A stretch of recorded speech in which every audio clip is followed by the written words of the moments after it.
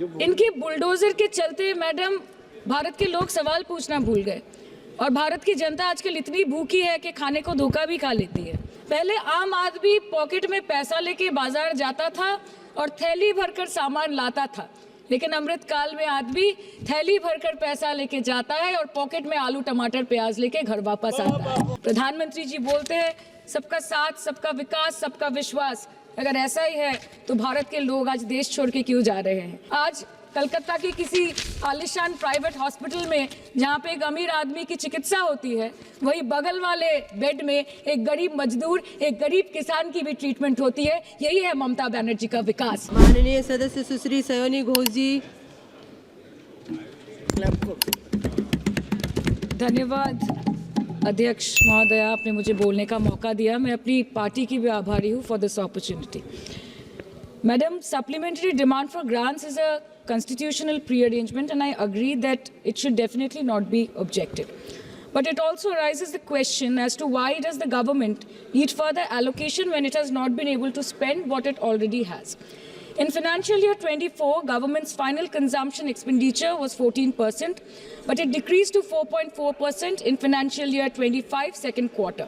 This means that the government has spent much less this year as compared to last year.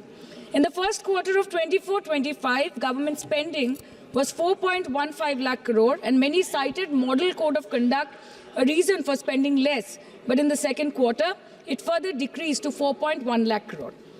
Madam, to my simple understanding, this grant is being demanded from the exchequer, but this is the money which is collected from the people and it is meant to be spent for the people.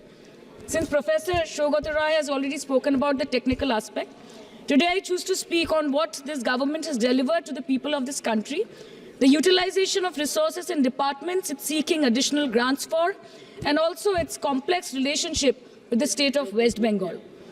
Sir, इनके bulldozer के चलते madam Bharat के लोग सवाल पूछना भूल गए और भारत की जनता आजकल इतनी भूखी है कि खाने को धोखा भी खा लेती है।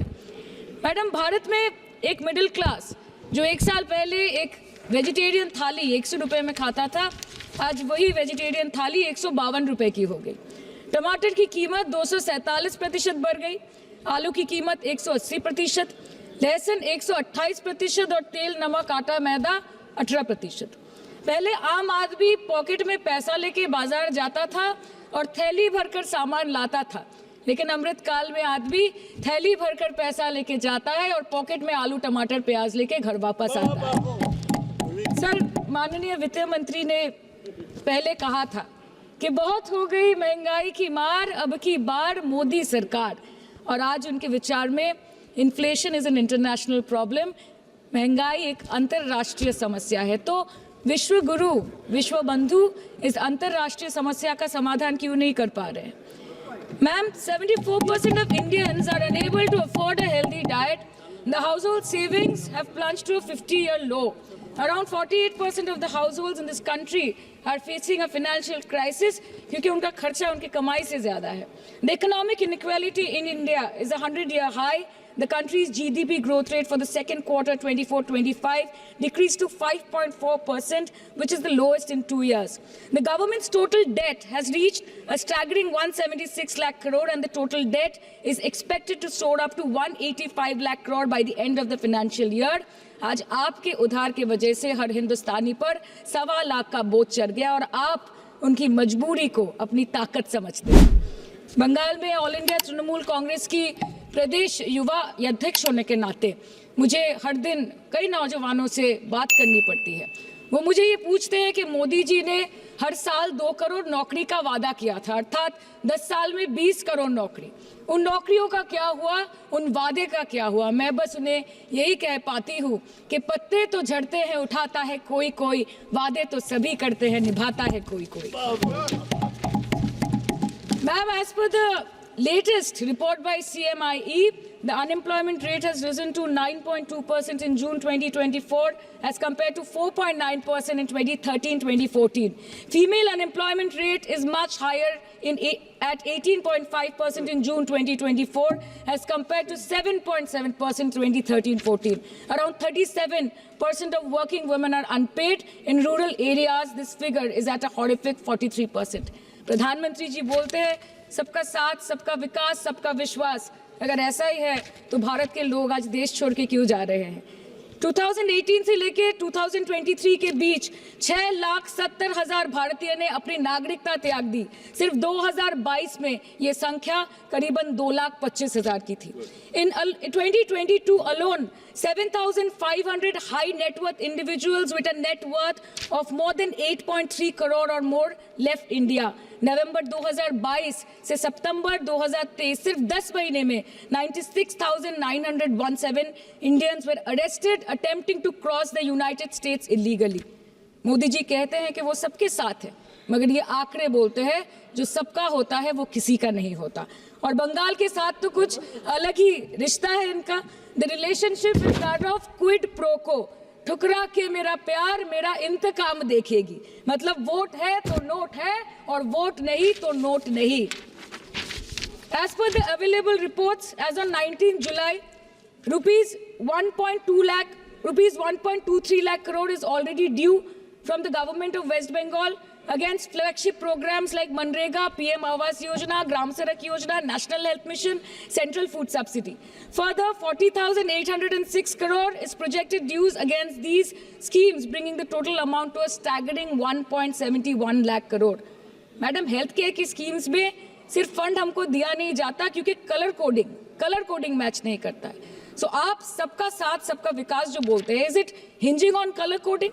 आपको रंग पसंद नहीं तो आप बंगाल के लोगों को पैसा नहीं दोगे और फिर आप आके बोलते हो कि हम बंगाल में जीत क्यों नहीं पाते। Ma'am, this is the reason, this stepmotherly attitude, जिसके लिए बंगाल के लोग हर बार इनको बड़े बड़े रसगुल्ला खिलाकर वापस दिल्ली भेज देते हैं। Even after making several attempts to crush our aspirations and our economy, Bengal government stands tall and true towards the commitment towards its people. Bengal में सिर्फ दीदी है तो मुमकिन है। The West Bengal government started transferring money to the bank accounts of 21 lakh people who worked for 100-day scheme without receiving any payments from the central government for Manrega.